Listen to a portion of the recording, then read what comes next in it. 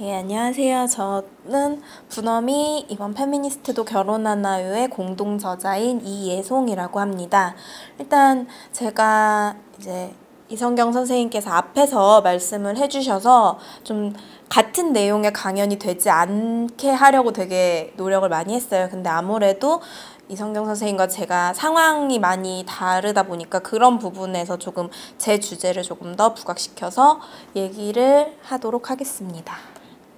그래서 먼저 이제 아까 말했듯이 저희 책 같은 경우에는 결혼하고 애 낳은 여자들의 페미니즘이라는 부분에서 사실 차별화가 있는 것 같아요. 그러니까 계속 얘기한 앞에 이제 한 것처럼 결혼하고 애 낳았다라는 것 자체가 비혼 비출산이 사실 페미니즘의 대세인데 그 대세와 완벽하게 거스르는 부분이긴 한데 저는 이 부분에서 되게 중요했던 게 저 같은 경우에도 아이를 갖기 전까지는 페미니즘에 대해서 그러니까 여성이 남성과 다를 게 뭐냐라고 생각을 하고 살았지 사실 막 페미니즘이 정말 필요하고 우리가 그걸 위해서 싸워야 되고 라는 생각까지는 절실하게 해보지를 못했던 사람으로서 저는 이 책을 쓰면서 굉장히 많이 배웠는데 이제 그 부분에 대해서 천천히 말씀드리도록 하겠습니다. 그리고 저 같은 경우에는 이제 산후 70일에 이 프로젝트에 같이 동참을 하게 됐었고요. 지금 같은 경우에 이제 13개월 차 엄마예요. 그리고 일을 시작한 지는 4개월 정도 지난 상태입니다. 그래서 조금 이제 이 책의 특성을 잘 드러내주는 제가 이 추천사들을 처음에 보고 너무 좋았던 부분이 사람들이 이제 저희가 기사를 쓰고 올렸을 때 그런 얘기를 되게 많이 했어요. 아, 엄마들이 애 키우기 싫어가지고 집안일 하기 싫어가지고 지금 저 난리를 치는구나 라는 식으로 이제 말씀을 하시는 분들이 되게 많았는데 그러니까 사실 저희가 힘들었던 부분은 언제나 소외된 노동이나 소외된 육아였던 것 같아요. 고립된 육아 상황이나 아니면은 혼자서 왜 내가 남편과 동등하게 결혼을 했음에도 불구하고 육아가 시작되면서 나 혼자만 모든 살림을 책임져야 되고 이 상황을 그 육아는 같이 합의를 해서 출산을 했음에도 불구하고 혼자서만 부담을 해야 되는 그런 육아 상황에서 계속 그 스스로 자아가 약간 분열되기 시작하는 나는 한 번도 가져본 적 없는 엄마라는 정체성과 이제 싸우기 시작해야 됐던 것 같고요. 그래서 이 가부장제 내부에서 전선을 만들어간 일상이라는 부분에서 아까 좀 생생한 현실을 담고 싶으셨다고 얘기를 했던 것처럼 사실 밖에서 싸우는 게 저는 훨씬 더 편하다고 생각해요. 왜냐하면 적들이 내가 정말 타인들이잖아요.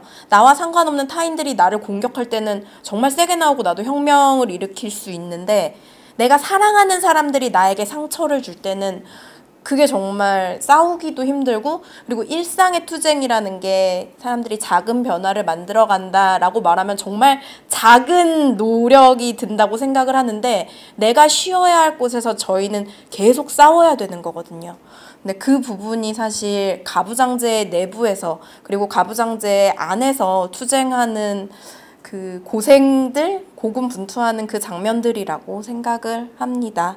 그래서 이런 추천사가 있었고요. 제가 이 책을 쓰고 나서 이제 지인한테 말을 했다가 그럼 책 제목이 뭐냐라고 했을 때 페미니스트도 결혼하나요? 라는 책이다 라고 했더니 들었던 얘기 중에 제일 신박한 평이었어요.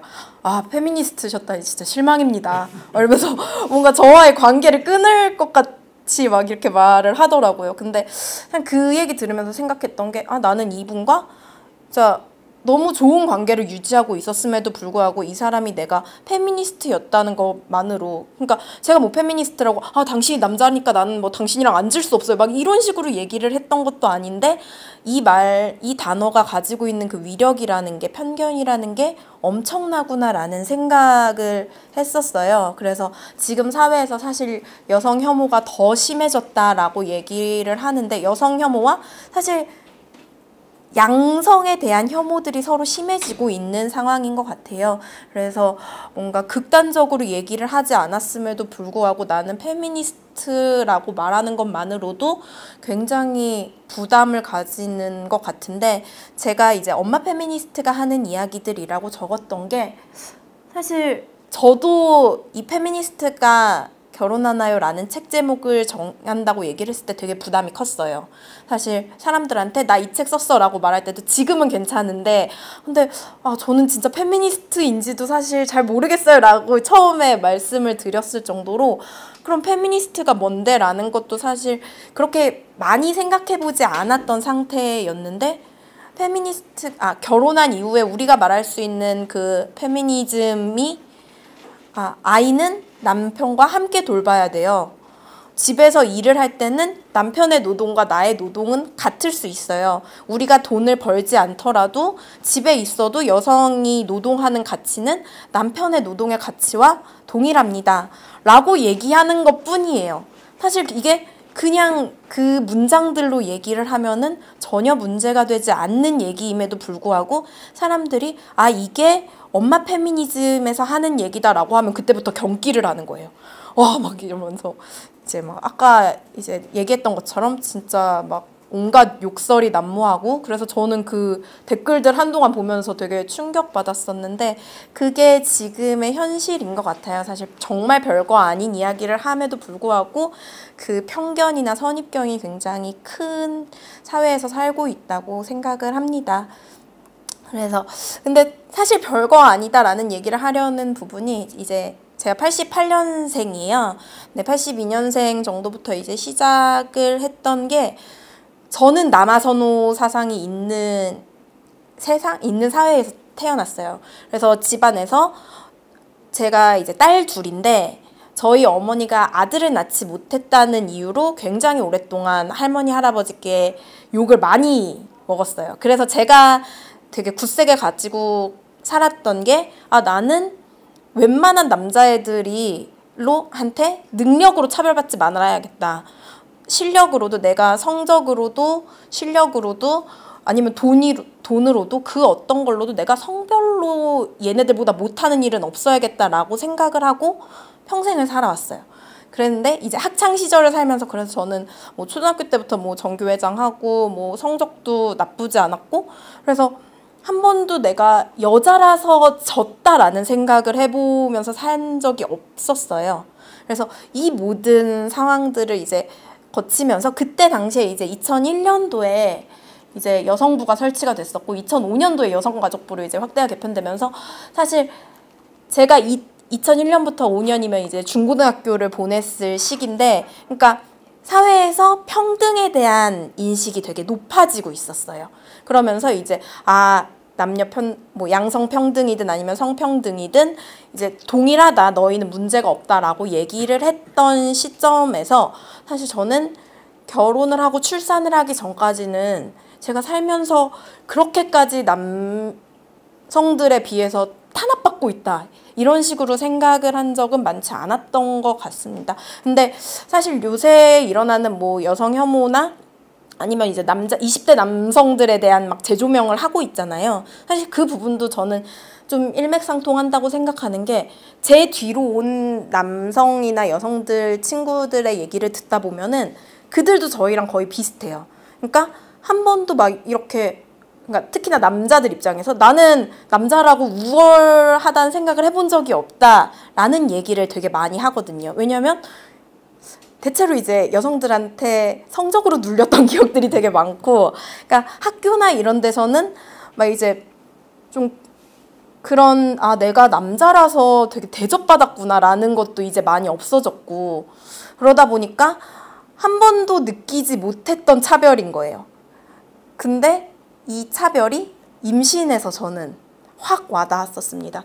저 같은 경우에 이제 성경 선생님 같은 경우에는 같은 회사에 이제 남편과 결혼을 하셨다고 했는데, 저는 동갑내기 대학 동기와 결혼을 했어요.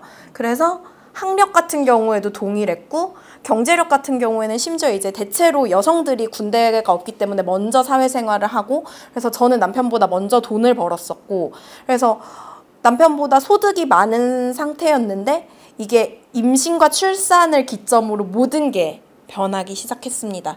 그래서 제가 이제 좋은 엄마 컴플렉스, 나는 이기적인 엄마인가 라고 쓴 게, 저는 임신을 하면서 다시 이제 잠깐 그때 일을 쉬고 있었는데, 저는 임신을 한 상태에서 재취업을 했어요. 그때 이제 프로젝트를 하나 들어갔었는데, 근데 그러면서 사람들이 저한테, 야, 너는 진짜 생각이 없는 애다.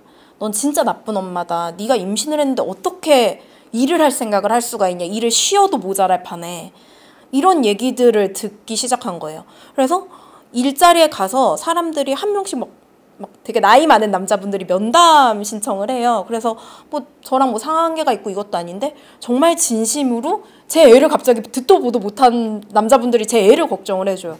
아, 근데 예송 씨 이렇게 뭐 이렇게 임신하고 그러면은 나는 부인한테 5개월부터는 일을 쉬게 했었는데 이제 이러다가 잘못되면은 어떻게 되겠냐 막 이러는데, 사실 제 몸을 걱정하는 건 제가 제일이라고 생각을 하는데, 저희 부모님 아니면 이제 시부모님부터 시작해서 모든 사람들이 저에게 욕을 하기 시작했죠.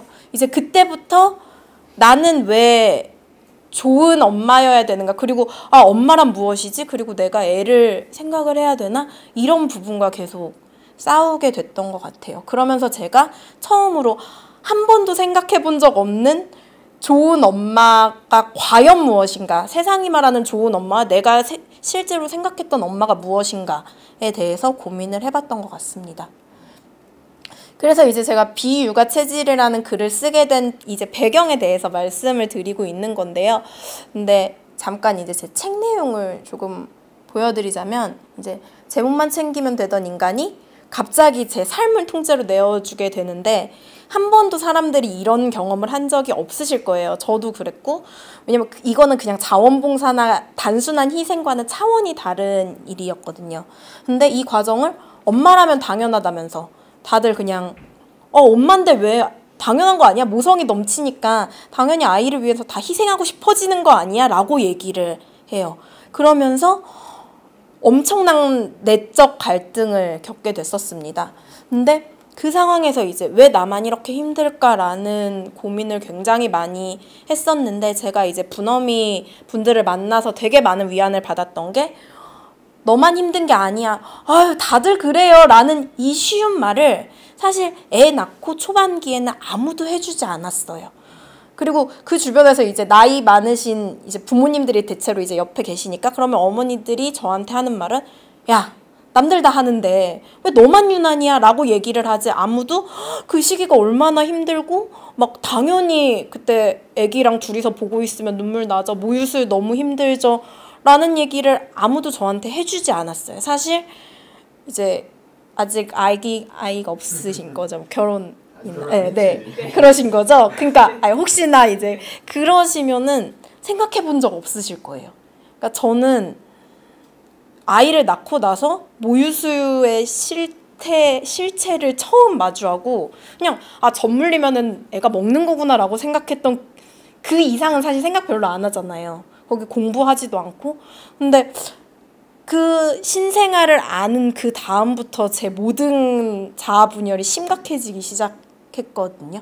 그래서 제가 이제 비육아 체질이라는 글을 쓰기 시작한, 이 내용을 만들어야겠다라고 생각을 했어요. 근데 정말 아이는 심각하게 무능해요. 그래서 제가 얘를 안고 있으면 얘가 숨 쉬는 거 말고는 제가 제 반에 있는 모든 걸 다 해줘야 되기 때문에 제 삶은 그냥 없다고 생각하셔도 되는 시기가 시작이 됩니다.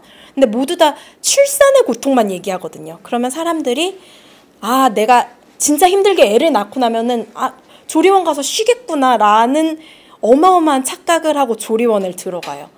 근데 그 다음부터는 정말 내가 없는, 정말 약간 젖먹이는 기계밖에 남지 않는 삶을 살게 되는데, 그냥 모든 삶이 아이 중심으로 흘러가는 거예요. 나는 애를 낳고서 뼈마디가 막 덜그럭거리고 온몸이 아프고 처음 해보는 큰 수술이었고 막 눈물이 막 가만히 있어도 정서적으로 불안해서 뚝뚝뚝 떨어지지만, 다들 오셔가지고 아유 그래도 엄마가 됐으니까 라고 말하면서 나는 엄마니까 이제 다 희생해야 된대요. 근데 사람이 어떻게 이렇게 애를 낳는다는 것만으로 이게 갑자기 막 하늘에서 막 짜자잔 해가지고 막 그 엄청난 모성의 신이 이렇게 와주지 않거든요. 근데 너무 당연하게 저조차도 나는 당연하게 그 엄마가 되겠구나라고 생각을 했었어요. 그래서 제가 이 비육아 체질이라는 글을 썼을 때 두 가지 의미를 담았는데, 이제 하나가 육아 체질, 난 정말 육아 체질이 아니구나라는 그 얘기에서 육아 체질이 아니다라는 것과, 근데 생각해보면 엄마라서 잘하는 게 아니거든요. 그냥 많이 해본 사람이 잘하게 되는 것뿐인데 사람들은 엄마니까 잘할 거라고 얘기를 해요. 그래서 육아 체질이 난 없다라는 그 두 가지 의미를 담아서 글을 쓰게 되었습니다. 산후 70일이면은 사람들이 밖에 나가면 안 된다고 그래요. 이제 그래도 37일이 이제 갓 지나고 100일도 되지 않으면은 사실 100일 전에 뭐 신생아를 사람들한테 보여주면 부정탄다 이런 얘기도 있고 이런데, 근데 저는 제가 받았던 충격을 공론화시켜야 되는 과정이 꼭 필요하다고 생각했어요. 저만 모르는 게 아니라 다른 모든 여성분들도 모를 거고, 그리고 이 상황에 대해서 지나고 나면, 사실 저도 지금 제 글을 읽어보면 까마득해요. 안 그랬던 것 같아요. 그리고 지금 제 현실이 너무 급해서 그때 당시의 고통은 이제 생각나지 않아요. 그래서 이 시기를 남겨야겠다라는 생각을 해서 이렇게 분어미를 찾아가서 글을 쓰게 되었습니다. 근데 이제 제가 방금 전에 육아 체질이 없다라고 얘기했는데, 이제 이 뒤에 생각했던 그 얘기들을 조금 더 많이 보여드릴 텐데, 육아 체질이 없다라는 거는 결국 많이 해본 사람이 잘한다라는 얘기를 했었잖아요. 근데 저는 이게 사회 시스템이 엄마가 잘하게 만들고 있다고 생각을 했어요. 근데 사람들은 당연히 출산을 했으니 엄마가 쉬어야 된다라고 하면서 엄마에게만 산후 휴가를 주고 있습니다. 지금 어젠가 그제 이제 국회에서 지금 8월 2일이죠. 8월 2일자로 국회에서 결정이 된 게, 남성 유급 출산 휴가가 원래는 5일이었는데 이제야 10일로 늘어났어요. 그렇다면 애가 태어나자마자는, 그전까지는 5일인 경우에도 사실 제 남편 같은 케이스는 3일이었고요. 그리고 10일을 채워서 주는 곳이 많지가 않았어요. 여기 이제 링크를 달았던 게, 이제 대기업 같은 경우에는 이거 아까 켜놨었구나. 이 기사에서도 보셨듯이 아직은 현실화되려면은 기간이 많이 필요하다는 걸 아실 수 있으실 텐데요. 그러니까 제가 그 이전에 이제 남편 소외 가정이라고 이제 이름을 붙였는데, 어떤 식으로 되냐면요. 산후에 이제 아이와 꼼짝없이 붙어 있을 수 있는 시간, 이게 바로 육아휴직, 이제 출산휴가예요. 그 시간이 확보가 돼요. 그러면은 엄마들이 그냥 죽이 되든 밥이 되든 집에 갇혀서 애를 봐야 돼요. 그러면은 육아 숙련도가 어쩔 수 없이 향상이 돼요. 나는 막 울고불고 해도 얘랑 100일 넘게를 같이 붙어 있으니까 자꾸자꾸 이제 아이랑 친해지고 어떻게든 이제 생존 방법이 늘어나죠. 근데 이게 만약에 이제 남편이 가끔 와서 애를 봐요. 그럼 애가 자꾸 울어요. 그러면은 막 피곤해 죽겠는데 내가 안으면 애는 금방 그치거든요. 근데 남편은 서투니까 계속 이제 애를 울리는 거예요. 그러면은 그냥 내가 보자 해버리면은, 그냥 제가 애는 이제 3개월 내에 중양육자를 결정을 한다고 해요. 이제 3개월이나 6개월 이제 얘기가 이거는 좀 많은데, 어쨌든 애가 주양육자로 선택을 하게 되면은 이제 이 사람과 있는 게 제일 편안한 거예요. 그게 아니면은 딴 데 가면 이제 낯가리고 울고 막 이러는데, 대체로 이제 아이와 꼼짝없이 시간을 보내야 되는 엄마들이 주양육자로 결정이 되는 경우가 많아요. 근데 그러니까 남편이 아기를 보고 참지 못하면은, 그럼 그냥 내가 본다 하면 이제 거의 주양육자로 결정되는 이 구조가 되게 많은데요. 근데 이제 어떻게든 함께 본다라는 이 선택을 하게 되면 이제 공동 양육자가 된다고 저는 생각을 해요. 근데 이 어떻게든 함께 본다가 있으려면 결국 아까 전에 앞에서 나왔던 것처럼 출산 초기에 30일이든 뭐 100일이든 의무적으로 남편과 함께 있어야 되는 시간이 있어야 돼요. 근데 지금 육아휴직 시스템 같은 경우에는 생각해보면은 내가 쉬고 있으면 그래 넌 나중에 쉬어라고 이렇게 모는 게 합리적으로 보이잖아요. 굳이 둘 다 있을 필요 있겠어? 한 사람이라도 먼저 쉬는 게 한 사람이라도 먼저 쉬고 더 긴 시간 동안 어쨌든 엄마나 아빠가 같이 있어줄 수 있는 선택을 하자라는 식으로 이제 육아휴직을 분산해서 쓰게 되는데, 그러니까 의무화가 필요한 것도 저는 이 때문이라고 생각을 해요. 그러니까 초반에 이렇게 보지 않으면은 남편들은 자꾸 애를 못 봐요.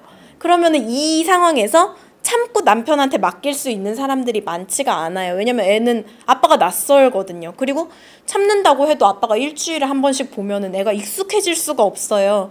그러면은 일주일에 한 번씩 보는 아빠보다 당연히 일주일 내내 보는 엄마가 편한 거고, 이 메커니즘이 사실 저는 육아 구조에서 남편이 소외가 되면서 엄마가 잘 본다. 그러고 나면 사람들이 그러죠. 아, 역시 엄마니까 잘 보는 거야. 애는 엄마가 봐야 돼. 라는 결론으로 갈 수밖에 없는 사회 구조가 있다고 생각을 했습니다. 그래서 이 사회가 계속 이런 식으로 이제 엄마 죄책감들을 주는 말들이 있어요. 이제 제가 일을 시작하기 전에도 많이 들었었고, 일을 시작한 후에도 들었고, 이 엄마 죄책감을 가지게 되면서 계속 고민을 하다가 이제 나는 애 옆에 있어야 되나라는 끊임없는 고민을 하게 되는데, 제가 남편과 얘기를 해본 결과로는 남자들은 그런 생각을 하지 않더라고요. 근데 그게 바로 이제 모성애는 타고난다. 이게 제가 방금 말한 애는 엄마가 더 잘 본다라는 부분이고, 그리고 이제 자연분만과 모유수유 같은 경우에도 저는 제왕절개를 했고 모유수유도 한 3개월 남짓 했어요. 근데 이때도 제왕절개를 근데 뭐 바로 선택해서 한 건 아니었고 30시간 이제 진통을 하다가 애가 안 나와서 제왕절개를 이제 응급 제왕절개를 선택을 한 거였는데, 이때도 저희 어머니 이제 책에 나오는데 저희 어머니는 그래도 조금만 더 참아보지라고 말씀을 하셨어요. 왜냐면 자연분만을 하지 않으면 그때는 모성이 없는 거고, 애를 위해서는 자연분만을 선택해야 된다고 사회가 얘기하고 있으니까요. 그리고 모유수유 같은 경우에도 제 애는 아직까지는 아토피 없이 잘 크고 있는데, 모유수유 안 하면 애가 잔병치레가 많다느니 아토피가 있다는 이런 온갖 말로, 근데 대체로 초산인 엄마들은 모르거든요. 그럼 애를 키워본 적 없으니까 그냥 듣다 보면 해야 될 것 같은데, 사실 저는 뭐 분엄이 이렇게 나가가지고 사람들 만나면서 안 해도 돼 라고 말해주는 사람들이 옆에 있어서 힘을 얻었던 거지, 그게 아니었으면 저도 제 주변에 있던 분들은 막 제가 막 피가 철철철 나고 해도 그래도 어떻게든 더 해보지라는 분위기였어요. 근데 저뿐만이 아니라 수많은 엄마들이 여기에서 되게 많은 고통을 겪거든요. 갈등을 겪고. 근데 이 상황에서 이제 죄책감이 생기는 거예요. 나는 엄마답지 못한가? 나는 왜 이렇게 나쁜 엄마지? 라는 생각을 하게 되고, 저는 이제 이 얘기는 얼마 전에 들었어요. 제가 일을 이제 아기가 9개월 때 시작을 했는데, 엄마가 욕심이 많아서 애가 고생한다 라고 하더라고요. 그러니까 일을 해도 문제, 안 해도 문제인 거예요. 결국은 아까 말씀하신 것처럼 일을 안 하면 사람들이 남편 등골 빼먹는 맘충으로 만들어요. 근데 일을 하면 엄마가 욕심이 많대요. 그러면은 진짜 일을 해도 지랄이고 안 해도 이렇게 화가 나죠. 정말 어떻게 하지도 못하는 상황들로 엄마를 몰아넣는 그 사회 구조가 있다고 생각해요. 저는 이제 9개월 아기를 보면서 사실 어린이집에 보내기로 결정을 했는데, 사실 저는 어떻게 보면은 아까 이제 성경 선생님이 말씀하셨던 것처럼 수혜층이라고 생각해요. 왜냐면 아기를 어린이집에 보내지만 이제 양가 부모님이 도와주시기로 해서 이제 애를 3시쯤에는 이제 다 부모님이 오셔가지고 이제 데려가 주시고 하는데, 그게 아니었으면 사실 저도 뭐 7시 반에까지 애를 두고 뭐 이랬어야 되는데, 사실 9개월 애를 처음에 보낸다고 했을 때는 주변에선 진짜 너는 정도 없다, 피도 눈물도 없다, 어떻게 애한테 그럴 수 있냐라는 식의 엄청 많은 얘기를 들었어요. 근데 진짜 엄마가 된 이후부터 이런 끊임없는, 그러니까 사람들은 제가 나쁜 엄마라고 얘기를 하는데, 그러면 엄마들은 계속 내가 나쁜 엄마인가? 나는 좋은 엄마인가? 내가 왜 그럼 좋은 엄마는 진짜 뭐지? 라고 하면서 계속 나는 애를 사랑하지 않는 건가? 라는 그 자아 분열이 이제 일어나게 되는 것 같습니다. 근데 저는 여기에 대한 그래서 해답이라면 해답을 스스로 고민을 많이 해봤어요. 사실 그래서 이렇게 엄마들이 힘드니까 애를 낳지 마세요 라고 말하는 거는 너무 무책임하다고 생각을 했어요. 그래서 원래는 그래서 애를 낳을까요 말까요? 뭐 이런 제목이었는데 좀 이제 평온하게 가려고 이제 제목을 조금 바꿔봤는데, 그래서 우리 사회가 좀 변해야 된다고 생각하는 게, 아이는 어쨌든 문제가 생길 거예요. 아이를 낳고 나면 아플 수도 있고, 아니면 얘가 뭐 진짜 정서적인 문제가 있을 수도 있죠. 뭐 분리불안을 일으킬 수도 있고, 그럴 때 이거는 엄마 잘못이라고 사실 굉장히 많은 사람들이 생각을 해요. 제가 얼마 전에도 이제 남편하고 얘기했던 게, 만약에 이제 제 애기 이름이 수호인데, 수호가 아프거나 문제를 일으키면 나는 당장에 내가 일을 하지 말았어야 되나 라는 고민을 할 거야 라고 얘기했을 때, 남편한테 근데 너는 수호한테 문제가 생겼을 때 내가 일을 관둬야 될까 라는 고민을 해? 라고 물어볼 때 남편은 당연히 아닌 거예요. 그런 고민을 절대 하지 않아요. 왜냐면 그건 내 책임이 아니다. 그리고 아빠가 할 수 있는 역할은 그것과 다르다라는 게 이미 학습이 되어 있는 거거든요. 근데 사실 아이에게 생기는 문제는 가족 모두가 함께 해결해야 되는 문제지 엄마 잘못이 아니라고 생각을 해요, 저는. 그러니까 제가 일을 관둔다고 사실 애가 갑자기 그럴 수 있죠. 애가 이제 애정이 부족한 거면은 누군가 옆에 있어줄 양육자가 필요한 건 맞지만, 그게 제가 당장 일을 관두고 모든 걸 짊어져야 된다라는 그 엄마 책임은 아니잖아요. 아이는 부부가 같이 낳은 거니까요. 저는 이 부분을 사회에서 계속 이제 얘기를 해주고 공론화를 해줘야 될 필요가 있다고 생각을 합니다. 그리고 좋은 엄마, 좋은 아빠는 아이가 결정한다라는 말을 이제 제가 썼는데, 제가 아까부터 계속 얘기했던 게 나는 나쁜 엄마인가에 대해서 끊임없이 고민을 하게 돼요. 근데 그 좋은 엄마, 막 희생과 뭐 온갖 뭐 수용, 포용하고 막 이런 그 좋은 엄마의 이미지는 결국 그냥 사회가 만들어서 학습화시킨 거거든요. 언론에서 보여주고 이래 모든 걸 떠안고 막 나는 괜찮아, 널 위해서라면 모든 걸 희생할 수 있어 이러면서 막 밤새도록 이렇게 고생하시는 그 엄마의 모습이 우리가 지금 가지고 있는 이상적인 엄마라고 생각을 해요. 아까 또 말씀하신 것처럼 슈퍼우먼 얘기를 했지만, 사실 슈퍼우먼이 되는 것도 엄마 혼자 그렇게 희생할 필요 없는 거라고 생각을 하는데, 사회가 참 계속 그 말하는 이상적인 정답과 우리가 싸우고 있다라고 생각을 합니다. 그래서 여기에 대해서도 저는 이제 전통적인 엄마, 전통적인 아빠 상에서 움직여서 새로운 엄마와 새로운 아빠의 패러다임에 대해서 이야기를 할 필요성이 있다고 생각을 해요. 그래서 이제 심순덕 시인의 시에서 엄마는 그래도 되는 줄 알았습니다 라는 시의 마지막 구절이 엄마는 그러면 안 되는 것이었습니다 라는 구절이 나옵니다. 그러니까 지금까지 있었던 이 모든 엄마라는 것에 사실 발목 잡혀서 지금의 새롭게 엄마가 되려는 분들 아니면 아빠가 되려는 분들이 고생을 하고 있다고 생각해요. 그래서 저는 사회에서, 그리고 이렇게 힘든 아빠들이 물론 애 키우면서 굉장히 힘들지만 끊임없이 이 문제에 대해서 공론화를 시키고 새로운 패러다임을 만들어서 바뀌어야만, 맨날 그 저출생 문제 뭐 어떻게 뭐 육아를 도와줄까, 육아 보조금을 더 줄까 이런 식으로, 그런 식의 해법도 중요하지만 우리가 근본적인 논의를 다시 해볼 필요도 있다라는 생각을 했습니다. 네, 그러면서 저는 마치도록 하겠습니다. 이게 이제 저희 책 갓 나왔을 때 제 아기가 요만해서 진짜 그때가 6개월 정도 됐었을 거예요. 그때 이제 책 들고 찍은 사진이라서 한번 넣어봤는데, 사실 엄마 페미니즘이라는 게 결국은 가족이 행복하기 위한 선택이라고 생각해요. 왜냐면 사실 가족 구성원이 그렇게 많지 않은데 그 중에 한 축이 무너져 버리면은 가족이 행복할 수 없다고 생각을 합니다. 그래서 결국은 모두가 행복한 사회를 만들기 위해서 저희가 이런 노력을 하고 있다고 생각하고, 다른 분들도 이제 옆에서 이런 고민을 하고 있는 분들이 있을 때 내가 들어봤는데 그거 네 잘못 아니래라고 한마디만 해주시면 되는 거거든요. 이렇게 좀 변화가 조금씩 생겨나갔으면 좋겠습니다. 감사합니다. 네, 감사합니다.